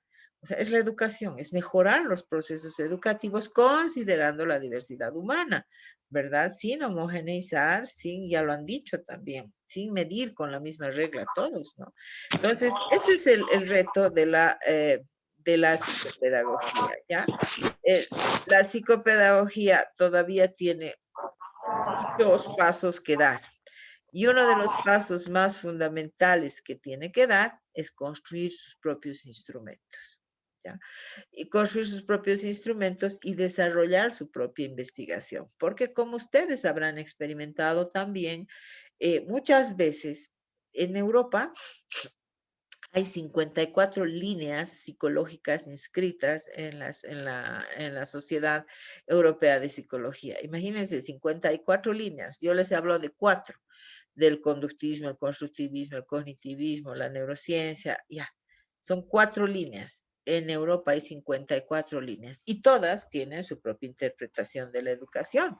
Entonces, dice José Antonio Marina, es como para el educador, dice, es como comerse una hamburguesa con 54 carnes y cada psicología, cada línea psicológica va poniendo su propia teoría y nosotros tenemos que digerir eso mientras enseñamos. Entonces, el reto, dice, el reto es que la psicopedagogía construya su propia teoría, su propio marco teórico. No importa como interdisciplina, pero con su unidad de análisis, con sus instrumentos propios, pero con su investigación propia. Y eso es lo que nos falta. En ese momento nos encontramos, ¿no? En la psicopedagogía. Y hemos recorrido toda la fase que era clínica, que era terapéutica, que psicopedagogía era, hablaban de psicopedagogía y solamente era discapacidad, dificultades de aprendizaje. Es recién, miren, hace unos 6 años, 8 años máximo, que dentro de los posgrados se incluye fundamentos psicopedagógicos. No se incluía. Hoy ya se incluye fundamentos psicopedagógicos como una materia troncal, o sea, base, que nos va a mostrar todos los aspectos de la educación, los aspectos orgánicos, emocionales, ejecutivos y cognitivos, aunque la educación tiene muchas más vertientes, ¿no? Entonces, hemos pasado ese enfoque clínico médico. Este enfoque clínico médico solo hablaba de discapacidad, ¿no? Y esas veces tampoco se llamaba discapacidad. Imagínense cómo han ido evolucionando los términos. Antes los nombres eran idiota, oligofrénico e imbécil, ¿no? El idiota era el leve. No, el oligofrénico era el profundo, el idiota era el leve y el imbécil era el menos grave. Después se ha pasado a utilizar otros términos, custodiable, entrenable y educable. Imagínense cómo ha cambiado, ¿no? Y después se habla de personas con discapacidad. Pasada esa etapa, ya les decía que el 80, más o menos en los 80, ya la psicopedagogía se ocupa no solo de la etiología, no solo del diagnóstico, sino se ocupa de los procesos educativos. Está el boom de la psicología, de la psicopedagogía en otros países, que inclusive se está ya dividiendo: psicopedagogía laboral, psicopedagogía escolar, psicopedagogía de la educación superior, psicopedagogía sistémica y familiar, como hablaban, ¿no? La familia tiene gran influencia. Entonces, la psicopedagogía está en ese camino. El objeto de estudio de la psicopedagogía es mejorar los procesos de enseñanza-aprendizaje en diferentes contextos, considerando que el aprendizaje es de ciclo vital. La psicopedagogía deja de ser escolarizada y puede abarcar diferentes espacios del ciclo vital del ser humano. Pero la gran limitación es que tenemos que construir nuestra propia investigación. Tenemos carencia de instrumentos y seguimos tomando instrumentos de la psicología. Sin embargo, ya hay intentos de que la psicopedagogía está construyendo sus propios instrumentos. Ya hay, por ejemplo, baterías de evaluación psicopedagógica para evaluar en el nivel preescolar. Ya tenemos toda la propuesta que vamos a hacer en la 4ª unidad, evaluar la organización funcional, por ejemplo, con una serie de test. Hay estrategias cognitivas en el aula. Yo he diseñado una batería de evaluación neuropsicopedagógica infantil. O sea, ya es ese camino, ¿no? Para diseñar instrumentos, pero todavía estamos en ese camino, ¿ya? Entonces, esa es la ubicación, ese es el contexto actual de la psicopedagogía. No sé si tienen comentarios, algún aporte, alguna inquietud. ¿Qué opinan? ¿Qué retos más debería tener, qué retos más tendría que afrontar la psicopedagogía? Bueno, otro reto que la psicopedagogía también está afrontando es que si la educación, si mejorar los procesos educativos va a ser de ciclo vital, tendremos que ir también a la educación de adultos, tendremos que ir a la parte prenatal, porque el ser humano no se forma al nacer, se forma desde el momento mismo de la concepción. Entonces, vean, es muy amplio, ¿no? Es muy amplio el campo de la psicopedagogía por el momento. También falta delimitar espacios, pero es una disciplina emergente, una interdisciplina, diríamos, ¿no? Que sigue tomando aportes de varias ciencias, pero que le falta su investigación, tiene su objeto de estudio definido, pero le faltan también sus propios instrumentos, ¿no? ¿Qué dicen? ¿Qué opinan? Ahora sí les dejo hablar.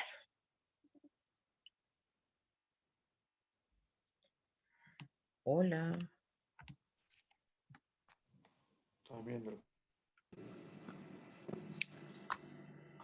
Doctora, buenas noches. Buenas noches. Doctora, quería consultar si nos podría recomendar algún texto sobre los instrumentos para aplicar en educación regular, especialmente en primaria inicial, para identificar las inteligencias múltiples, para apoyar y dar continuidad posterior en primaria y así sucesivamente. Ya, también para tener como un registro en su Cardex del estudiante para cuando haya, quizás los docentes generalmente transitamos, quedamos 2 años a 5 años quizás en una unidad educativa. Entonces, para dejar que el estudiante tiene una inclinación y para que quien venga pueda dar continuidad, ¿no? Quizás, doctora, me podría apoyar con algún texto. No hay un texto así. Ese puede ser su tema de tesis. Mire, es una inquietud muy interesante. Hay que construir. No hay. Yo le puedo recomendar una batería de evaluación neuropsicopedagógica de la etapa infantil que le va a dar, por ejemplo, niveles de desarrollo de la psicomotricidad, de la percepción del pensamiento, del lenguaje. Le puedo dar datos de baterías, por ejemplo, de evaluación, de dificultades de aprendizaje, pero así lo que usted quiere tan concretamente no creo que encuentre. Pero mire, es una excelente propuesta, es un tema de investigación que ya lo puede ir trabajando desde ahora, porque 16 meses, usted es conducente, ¿no? El doctorado.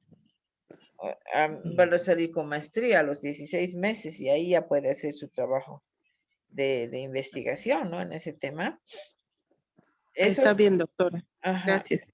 ¿Por qué? ¿Algún otro comentario? Doctora, Sí. doctora, bueno, yo soy docente bueno, hay una diferencia en el tema de educación superior, ¿no? Damos clases en las privadas, tenemos como 20, 25 alumnos y se pueden desarrollar bastantes dinámicas que nos permita compenetrar prácticamente a la emoción del estudiante, ¿no? De manera que él pueda compartir muchas cosas, ¿no? Donde yo me convierto en un facilitador. Cuando estamos en la pública, hay como 100 alumnos que tenemos y es bien complicado, ¿no? Poder desarrollar algunos elementos de la psicopedagogía en el ámbito de la educación superior, ¿no? Entonces, más nos dan cobertura tal vez en las privadas porque tenemos 20 o 30 alumnos, ¿no? Pero ¿cuál es yo creo que usted trabaja también en los pregrados de las públicas, y cómo podemos transmitir, cómo podemos desarrollar estrategias. Ahora peor con el tema de que cómo se está digitalizando la educación y todo ese tema, es complejo, ¿no? Es un reto grande en el tema de educación superior implementar todo esto. Sí, es realmente, ¿no? Bueno, yo doy en octavo, siempre doy en octavo, en noveno, nunca he dado en primero. Entonces, generalmente a mí llegan 30, 35, no llegan más. En los posgrados, sí, en los posgrados últimamente, antes trabajábamos con 30 en los posgrados, no se aceptaba más. Ahora 60, 100, ¿no? Entonces, a veces ni llegamos a conocernos. Sí, pero el trabajo grupal cooperativo con o sin competencias, el trabajo por proyectos, es la única forma, ¿no? Y agrupaciones flexibles, no impuestas, que grupos por afinidad, esas son las estrategias, pero lo grupal ahorita es nuestro instrumento, ¿no? Licenciada, buenas noches. Buenas noches, José. Buenas noches. Bien, tomando en cuenta que la psicopedagogía es una de las, por así decirlo, nuevas adaptaciones al mundo educativo, y que precisamente veo que desde un punto de vista educativo, valga la redundancia, es precisamente la adaptación al cambio. Más si todavía tomamos en cuenta que actualmente todos estos cambios con esto de la revolución industrial, que actualmente se habla ya de que estamos en una revolución de una cuarta, quinta hasta sexta, 5.0, así lo llaman. Y de hecho teníamos un trabajo, por cierto. Le cuento, nosotros ya del anterior módulo, y me parecía muy interesante.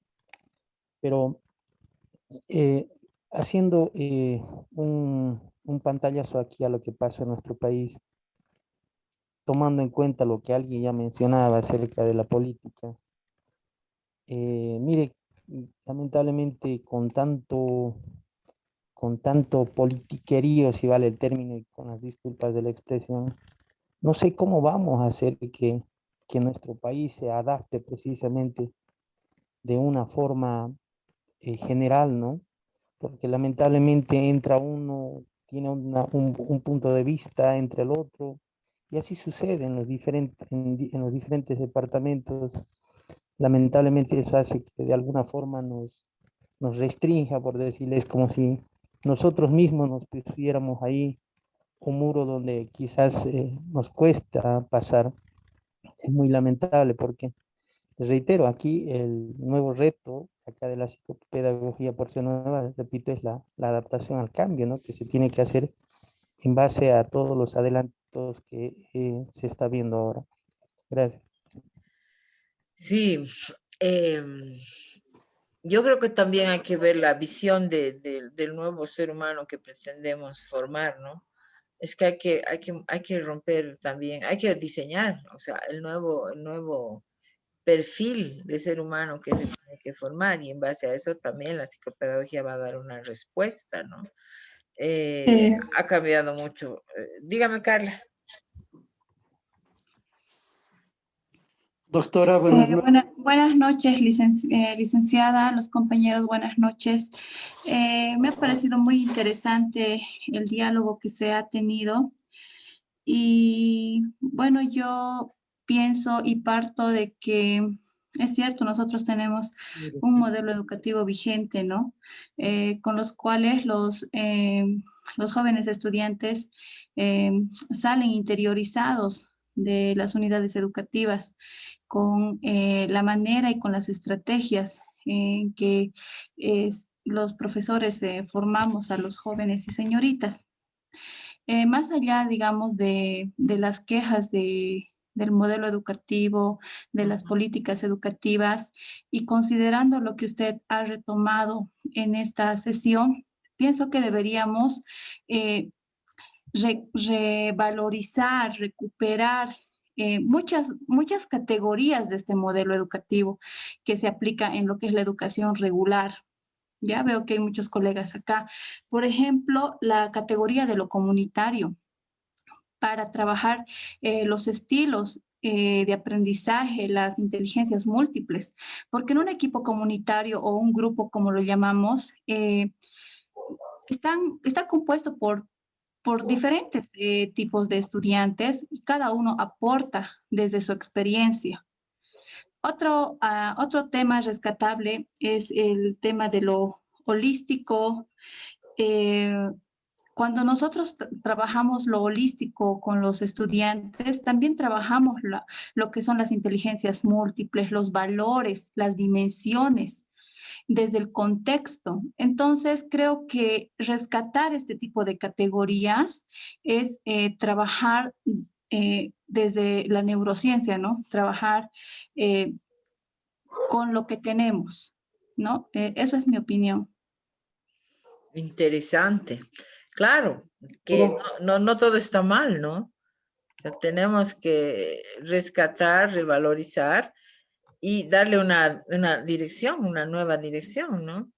¿Qué opinan? Doctora, si me permite. Sí, claro que sí. Buenas noches. A ver, dos aspectos, ¿no? El primero, me parece que manejamos un poco a priori el problema de lo que es un modelo educativo y una reforma educativa, ¿no? Si analizamos la parte histórica, iremos al 55, donde se lanza el Código de la Educación. Después de eso va a venir dos reformas pequeñas que casi no se han logrado aplicar.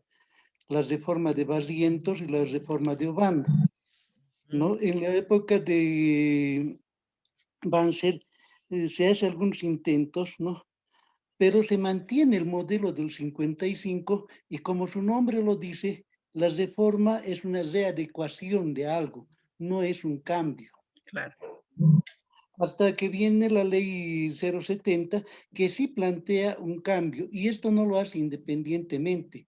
Lo del código del 55 es producto de la revolución del 52, ¿no? Y, perdón, me salté la parte de la ley 15065, que va a ser producto del 21060, y a eso con el gobierno del MNR. Entonces, si cambia el modelo de Estado, recién cambia profundamente en la educación, ¿no? Y es la parte ideológica, ¿no? No es solamente por la subjetividad de las personas, sino está también profundamente ligado al modelo de Estado que está planteándose. Ahora va a venir la 070, que es otro modelo de Estado, ¿no? Entonces, los demás, ¿no? Es un problema de aplicación, de querer o no querer aplicar, ¿no? Muchas veces planteamos, decimos, este es un modelo pachamamista, ¿no? Y lamentablemente no queremos avanzar en la parte científica, ni siquiera analizar lo que es la ley 070, donde toma en cuenta la parte científica internacional, lo regional y lo propio de la misma región, ¿no? Y plantea que la educación tiene que responder, ¿no? a esas dimensiones. Eso por una parte, ¿no? Es un criterio personal y mil disculpas. Sobre el otro, sobre la neuroeducación, estamos viviendo una etapa muy difícil.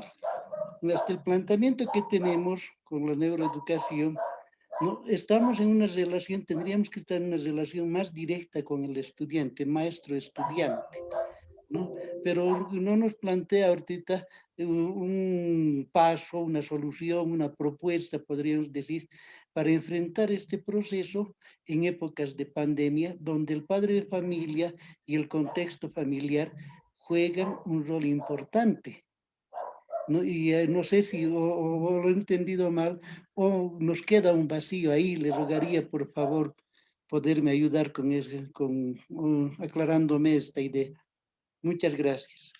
Gracias, Roberto. Qué excelente su participación. Bueno, desde la neurociencia no hay una propuesta así específica para esta época, ¿no? Se está hablando lo mismo que todos hablan, de trabajar las emociones, de que estamos en una fase de cambio, de la capacidad adaptativa, de la plasticidad que ha hecho que sobrevivamos a esta circunstancia, que eso es lo que nos ha llevado a ser humanos. Está todavía el debate, ¿no? Ya se están dando investigaciones, pero todas aisladas, ¿no? Como dice usted, Roberto, o sea, no hay un modelo que se haya construido todavía. Se está hablando del tipo de atención que se está desarrollando, se está estudiando los nuevos tipos de memoria, la atención múltiple que también se está desarrollando en los estudiantes, pero así como modelo todavía no hay ninguna propuesta, ¿no? Ese es el trabajo, pues, de los académicos. Y ahí estamos, ¿no? Hay que trabajar en ese aspecto. Amparo, por favor. Gracias, doctora. Solamente tal vez un poco, ¿no? Profundizando lo que usted indicaba sobre la neurociencia, es cierto que en nuestro país, y bueno, actualmente contamos con limitaciones en cuanto al manejo de tecnologías, donde podamos aplicar. Sin embargo, también es hacer lo que siempre hemos hecho, ¿no? Estos estudios o prácticas ya se han realizado en otros países. Entonces, lo que nosotros tal vez podríamos es aplicar a nuestro contexto, pero no solamente verlo desde el lado limitativo que el docente tiene que saber o la parte educativa tiene que hacer, no, sino también desde la parte de los padres de familia. Tal vez como docentes no podrían o no podríamos, ¿no? Indicarles o decirles eso se hace de forma, pero podemos enseñarles con algún ejemplo. Una clara situación es que a través de un estudio también que había en la neurociencia se ha demostrado que a los niños es mejor hablarles como si fuesen adultos, para que ellos tengan una rápida captación del medio, de las palabras, de articular, de poder expresarse de mejor forma, ¿no? Entonces, tal vez es ahí donde me parece que las responsabilidades también lo que un poco nos está limitando a que podamos dar un poco más de avance también en esto de la psicopedagogía, porque no hablamos solamente de optimizar un proceso de enseñanza estudiante o del aprendizaje solamente en aulas, sino también tiene que ser desde la casa. Y ahora tal vez un poco hablando, ¿no? De la parte de educación superior, es cierto, muchas veces en educación superior nos vemos limitados en cuanto a este aspecto, porque muchas veces las bases donde se están centrando en la parte de educación primaria, en la parte de educación secundaria, y cuando llega a la parte ya de educación superior, en lo personal, por ejemplo, doctora, he visto muchos casos de estudiantes donde algunos indicaban, o bueno, cursaban la carrera, no digo que tenían malas notas, sino respondían, pero si tú le preguntabas cuál era su vocación, ellos te decían, no sé, mi vocación, por ejemplo, es la parte de gastronomía. Y pero ¿por qué estás estudiando? ¿O por qué haces aquí, por ejemplo, en la parte de auditoría o contabilidad, no? Y decían, no, es que mi papá es auditor, mi mamá es auditora, y bueno, yo tengo que seguir con la línea de la familia. Y ahí es donde vemos que la psicopedagogía nos ayuda, porque, por ejemplo, en ese punto hemos visto nosotros, no solamente de esa área, sino en varias áreas, y decíamos, ¿cómo poder llamar la atención al estudiante? ¿Cómo poder hacer que ese estudiante de educación superior no es que tampoco ahora lo deje, lo que está empezando, lo que está encaminando y se vaya o cambie de área, sino más bien buscar ahí lo que también dice la psicopedagogía, la ampliación en campos de acción e investigación? Decir, por ejemplo, ahí la gastronomía, ¿qué relación puede tener en la parte de contabilidad y auditoría? Por ejemplo, en costos. Tú bien esta parte ya puedes capacitarte en la situación de ver los costos en tu área y posteriormente ya, si gustas, tal vez especializarte en gastronomía o directamente ir a administrar, o en este caso a trabajar a una empresa gastronómica, pero en la parte contable. Entonces yo creo que esa parte mucho de la psicopedagogía hace bastante, ¿no? En cuanto a buscar, o en este caso, hacer que el docente busque otro tipo de mecanismo por donde puede llegar al estudiante. Demostrar ahí justamente campos de investigación, campos de acción en los cuales puedas retener, en este caso, tal vez a ese estudiante y que pueda de una otra forma bien ampliar su método, ¿no? Y no decir como en el video incluso, no decir yo no soy de esta área, no puedo, sino más bien verle que hay otras salidas, que hay otras opciones en las cuales también se puede desarrollar. Súper, gracias Amparo, ¿no? Desde la parte individual se tiene que hacer esa labor. El reto es cómo lo hacemos en grupo, ¿no? Pero siempre hay modos y yo sé que van a encontrar los modos, ¿no? Quisiera cerrar un poquito con esto, por favor, de la psicopedagogía, porque eso está en el examen, entonces no me... Ah, no van a tener exámenes. Se han salvado. Ya, entonces un poco, y hemos visto el reto, ¿no? De la psicopedagogía, la democratización, las diferencias individuales, ¿no? Entonces, vean, resumiendo todo lo que hemos hablado y todo ya lo han dicho, la psicopedagogía más bien es, no es solo la parte teórica, es más bien una disciplina, una interdisciplina con mucha práctica, ¿no? Y acción. Se tiene que investigar el acto de aprender, pero también tiene que hacer teoría, ¿no? Entonces la psicopedagogía va a tener tres grandes funciones, ¿no? Practicar, investigar, pero también generar conocimiento. Entonces, la psicopedagogía va a ser, ya les decía, una interdisciplina que estudia los procesos de enseñanza-aprendizaje. ¿Para qué? Para mejorarlos, ¿no? Para promover una educación de la diversidad. Y aquí vamos a sintetizar el primer momento de la psicopedagogía, donde en 1956 se crea por primera vez la carrera de psicopedagogía en San Salvador. Pero vean sus docentes eran profesionales de varios ámbitos: neurólogos, pediatras, filósofos, antropólogos, pedagogos, teólogos, sociólogos, pero muy influenciados por la neurología, la psicometría y el positivismo, ¿no? Miren, recién en los años hasta 1970 se va a dar el abordaje, lo que les decía, psicométrico, ¿no? Cuando aparece el estudio del CI, y el CI nos va a llevar a diferenciar en normales, debajo de la norma y por encima de la media. En este primer momento ya se va a formular el objeto propio de estudio, ¿no? Que se inicia primero con la discapacidad, luego las dificultades de aprendizaje, hasta llegar a lo que tenemos ahora de la psicopedagogía, ¿no? El segundo momento, que es desde 1970 a 1990, el abordaje del psicopedagogo era clínico, ¿no? Les decía que se trabajaba en hospitales, se llamaba pedagogía terapéutica, es más, ni existía todavía el nombre de la psicopedagogía, pero ya en 1990 es el tercer momento que nos tiene aquí ahora discutiendo de esto, y recibe influencias de muchas ciencias, pero miren, se incluyen otras disciplinas, por ejemplo, la genética.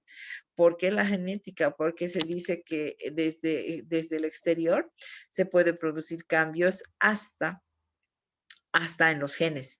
Es decir, nosotros como educadores podemos influenciar hasta 3 generaciones si enseñamos cómo se debería enseñar, ¿no? Con significado, apelando a las codificaciones personales, conociendo toda la diversidad plástica del cerebro, etcétera, ¿no? Entonces, 3 generaciones se puede ocasionar cambios a nivel genético, y eso se llama la epigenética.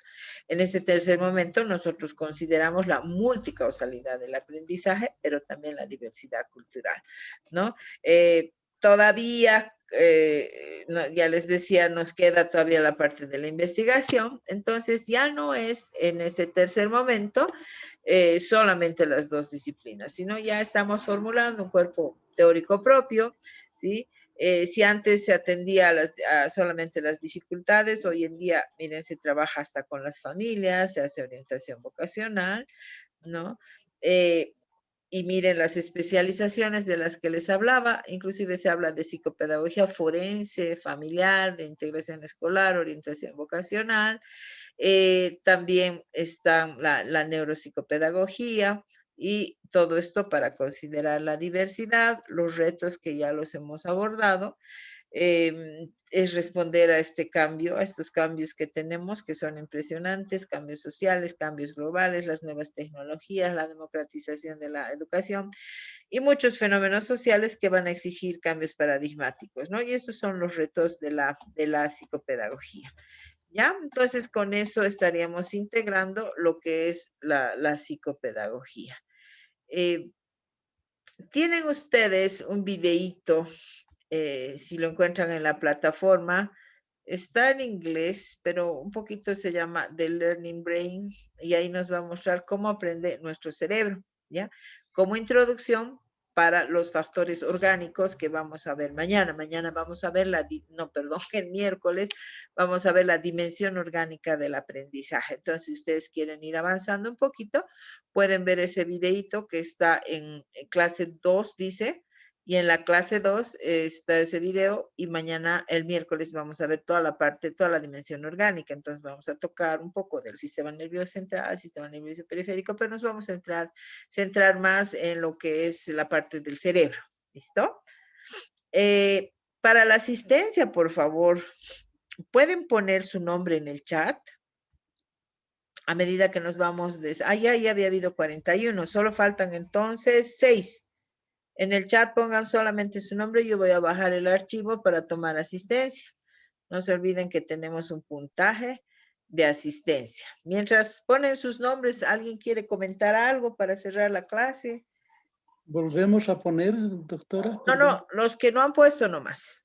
Solamente una vez. Yo voy a bajar el folder y ya voy a poner su asistencia en la planilla que me ha enviado el doctor Callata. Ya tenemos, a ver, 53, nos faltan 3 nada más. 54. El Zoom le da el reporte, pero también, doctorita. Sí, de ahí voy a sacar. Pero si ponen el chat o sin chat me da el reporte. Le da el reporte. ¿Sin chat? Sí. Enséñeme. ¿Cómo se hace? Listo. No, tenemos 61. Han puesto doble.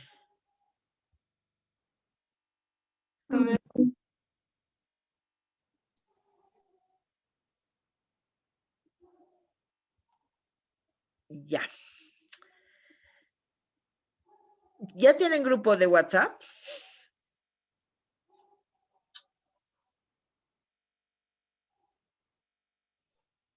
Hay un grupo general. Hay un grupo, sí. Administra el doctor Jaime Callata. Ya. Ustedes tienen un texto en la plataforma, un módulo escrito donde está, no sé si han revisado todo lo que hemos hablado hoy día. Tenemos el desarrollo histórico, la psicopedagogía, el paradigma, aportes de otras disciplinas, el modelo conductual, constructivista, cognitivo, sociocrítico y la neuropedagogía. Ya, ahí está algunas definiciones de psicopedagogía, el desarrollo histórico, están los 3 momentos, los retos, ¿no?